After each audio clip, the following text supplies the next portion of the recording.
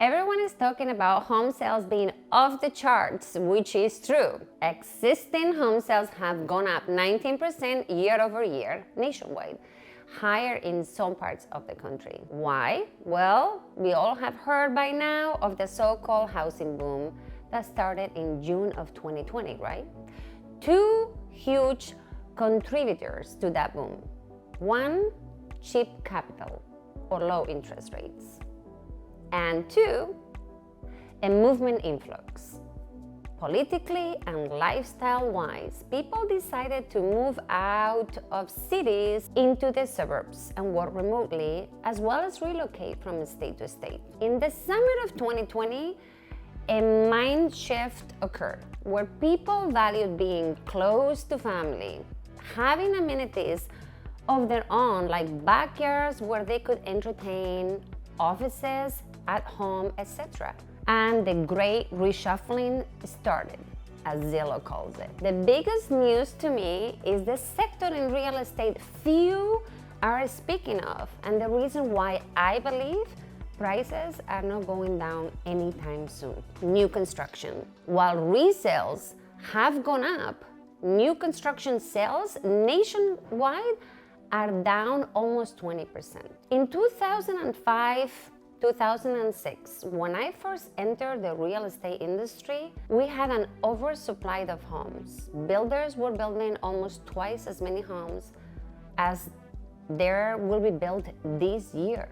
We all know what happened in 2008, and since we have been accumulating a shortage of new construction homes for the last 10 years. Here is a statistic for you. In the last 10 years, 6.9 million homes were built. You have to go back all the way to the 40s to see those numbers. In the 40s, we were building about 5 million homes a year. In the 50s, 60s, 70s, we doubled. We built about 10 million new construction homes a year. And in the 2000s, almost 15 million. Again, in the 40s, we had 130 million people living in the USA. We now have 330 million people. See what's going on? So the so-called housing boom that started in June 2020 may have helped resale sales go up, but it hurt new construction sales. How come? Well, cost of materials went up, construction timelines increased due to the lack of labor and delivery in materials. Cost of labor went up. Some builders literally could not make a profit. Some developers across the country were turning back the developments and returning deposits to buyers and walking away. When you have a lack of inventory and an excess of demand due to the two factors I mentioned earlier, we need to balance it by bringing more inventory to the market. And at this time, that does not seem to be happening in the new construction sector. So unless the rates increase tremendously and the demand slows down due to affordability, I do believe prices will continue to increase.